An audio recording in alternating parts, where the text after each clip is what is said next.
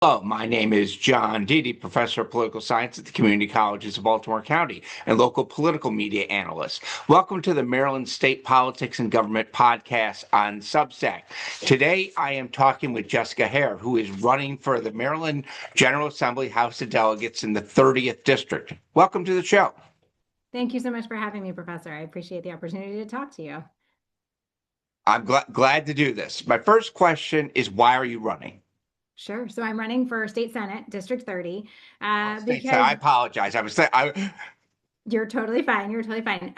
But because look, our state is getting unaffordable, and the state is really chasing families and businesses out of the state with its current policies. We rank 49th in business friendliness among all the states in the country. We best only Rhode Island. We have, our rainy day fund ranks 43rd in the country, I believe. We're the number one in the country for high utility bills, and our families are feeling it, and they can't take it anymore. My dad was a teacher. He started out as a teacher and later became a professor also, and eventually the dean of an engineering school. And I get my love of math from him. So I did my undergrad at civil engineering. And when he would help me with homework in high school, if I couldn't figure out a problem, he'd always look at me and say, Jess, you have to get back to basics, right? And so we would tackle the problem starting with the basics. I see a lot of yelling these days in politics across all levels, and I don't see a lot of people focusing on the basics. And so we absolutely need to get back to basics, and we have to make the state more affordable for our families and our community members and our businesses that are here.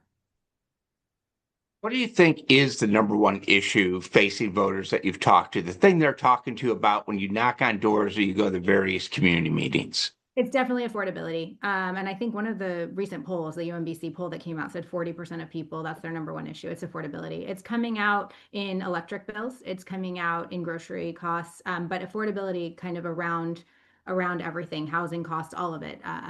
That's really what folks are talking about. It comes out, you hear it too in the taxes and fees, in the $5 tire tax, in a paint tax, everything feels more expensive no matter where you turn. One of the big expenses we've all been feeling the last few months is the rising BG&E bills.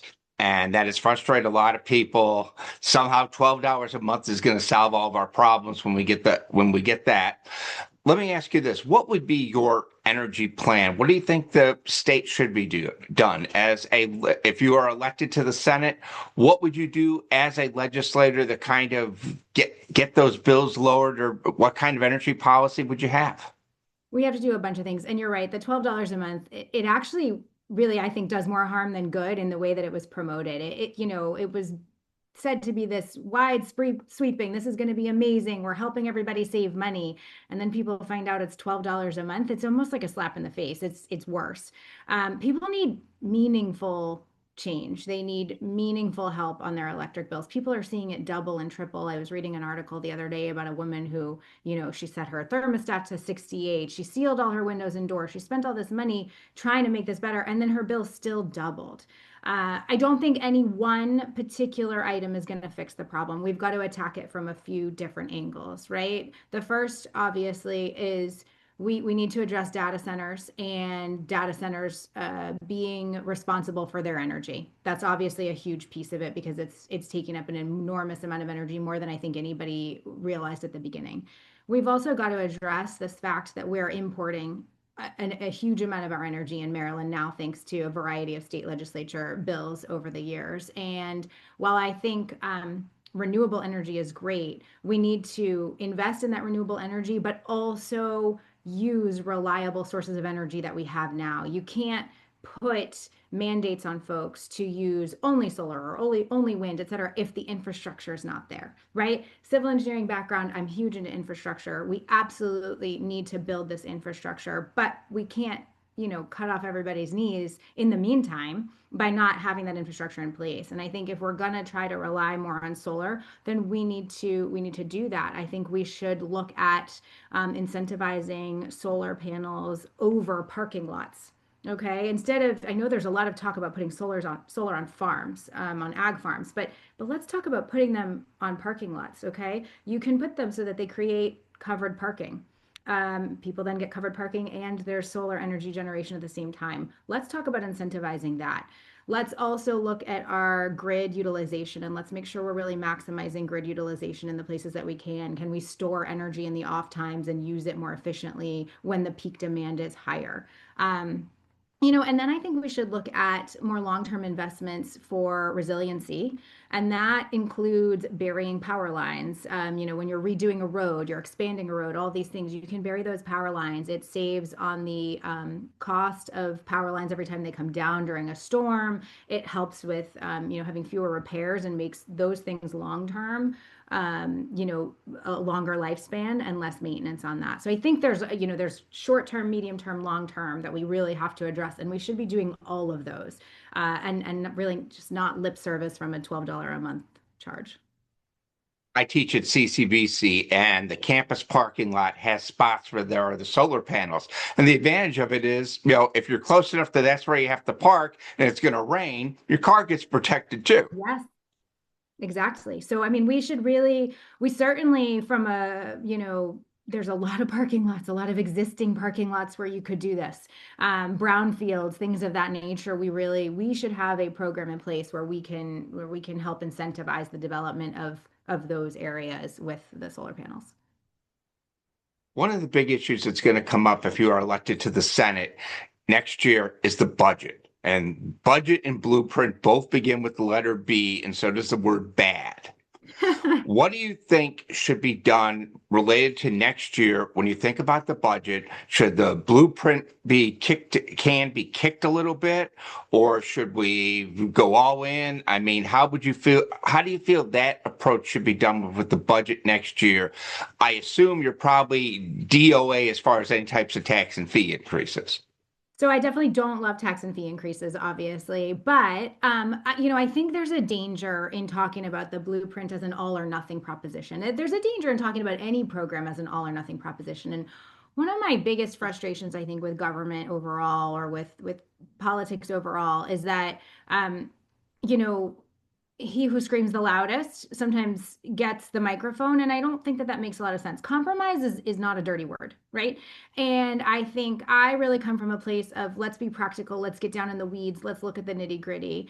I think, immediately turning to raising taxes or fees is sort of the lazy way out. Right? You say, oh, let's throw more money at everything. And that's not the real answer. We need people who are going to be willing to sit down and say, is this program working? If it's working, okay, great, let's put it over here for now. If it's not working, do we need to change it? Do we need to funnel this money someplace else? To have a budget that just grows exponentially without really looking at the individual programs underneath it, I think is not an appropriate way to do things. I actually have been talking with some teachers lately just to understand, what's working in your classroom, what's not working in your classroom. Are there things you would like to see changed? Because I think, I don't think you can say something is all good or all bad almost ever. Sure, at times, but it's very rare. So I think we really need to take a good hard look at individual items within Blueprint, individual items elsewhere. The budget has grown obviously a huge amount, but it's not just Blueprint. There's been a huge increase in state employees, separately from teachers, separately from local police, et cetera, but just growth of employees according to Maryland's online manual, I believe. And so I want to say it's something like 27% increase in the last few years. So there's a lot to look at. I do think that an inspector general would also be super helpful in terms of rooting out some of the wastefulness, inefficiencies, potentials. We read a lot about, hey, there's been this many millions of dollars in overpayments. We can root out a lot of that stuff if we have somebody dedicated to it. I was talking with a gentleman who's running for the state Senate against Bill Ferguson, Bobby Le Pen, and it touches a little bit on something you just said along this line. He told me he had an idea he'd like to see done where basically the state would have a general accounting office, kind of like an inspector general to kind of like, root out the waste, fraud, and abuse, et cetera. How do you feel about the idea, and this is something the governor opposes, of having a state inspector general's office? Because the local ones at the county and city level, the voters seem to like. So, we had obviously an auditor, a county auditor at the county council. I sat on the Anne Arundel County Council, was elected to District 7 to represent there from 2018 to 2022. And we had a county auditor, and they were tasked with, looking at the budget every year. And there are items that they would come up with. Hey, you made this calculation error. Hey, this doesn't make sense based on historical spending and things like that. And that was incredibly helpful. What I think is key from a state perspective is the independence of it, right?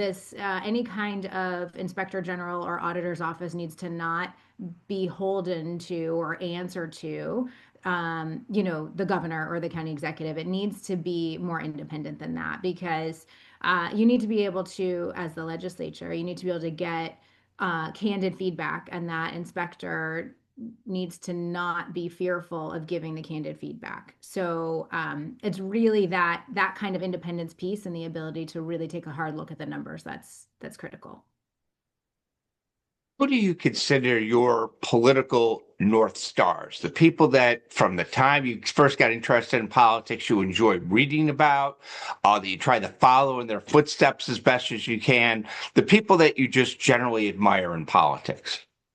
Well, that's interesting. I don't know if I would pick out, individual people so much as ideas and anyone who promoted those ideas. Um, right. I believe in personal freedom and personal accountability, and I cling strongly to those beliefs. And so I really believe in limited government and that the government should, be facilitative rather than obstructionist. And so everything I do is based on those premises. In terms of, I actually have maybe more community based North Stars in a sense. I'll give an example. There's a martial arts studio in my community where my daughter and I actually go and take classes together. She's much better than I am. But here's someone who was not born here, who came here to build an amazing life, um, gives kids self-confidence and self-discipline and works with families and has started programs in the local schools and teaches, goes and gives self-defense classes to the teachers and works with kids at whatever level they're at and wherever they want to be on any particular day, and helps everyone he possibly can in the community, right? Like that is kind of my North Star, and that's the kind of person that I think all of our politicians should strive to be. Governor's race primaries coming up also. Do you have a preference for who the nominee is for the Republican Party? Are you going to get in it? Are you going to get out of it? Or are you just kind of running your own race? I am definitely running my own race. It is, it is 24/7 to run a campaign, right? So I mean, I wake up every morning and go to bed every night and I'm just constantly, who have I not talked to yet? Who am I trying to talk to tomorrow? I need to knock this many doors this day, that day, all of the things. And so, it's been kind of a whirlwind, and even having done this before, it's never it's not necessarily any easier, right? Like you just have even more knowledge of how hard you have to work at it. And so that's really been my focus. I'm just trying to get to literally everybody in District 30. That could be a challenge. Let me ask this, and it relates to campaigning because every campaign is different. What would you think about along this way? What has been your biggest WTF moment? What I mean by it is this: what the hell was I thinking? What was I thinking at that moment in time? Um, from this campaign or just sort of overall in The, general? the overall in general, Okay. however you want to answer it. I am I'll give a couple of things. From a campaign perspective, I am frequently surprised by the level of personal vitriol and kind of flat out lying that people will do on a campaign. It really surprises me. Going back to I'm not a flamethrower. I believe compromise is a good thing. I believe getting into the weeds and meeting with everybody. And I mean, anybody who has an opposing view to me, I'm most likely to ask you out to coffee. right? I want to understand exactly where you're coming from. And did I miss something? Or is there a place we can agree on? Because even if we disagree over here, guess what? We might agree on three things over here we can work on together, right? So I'm not a flamethrower in that sense. I really just want to come in and make a difference for folks. And I am often just amazed at how people will just literally throw bombs that don't have truth behind them, don't have, or there's such a wild stretch of the truth that you wonder the mental gymnastics they use to get there.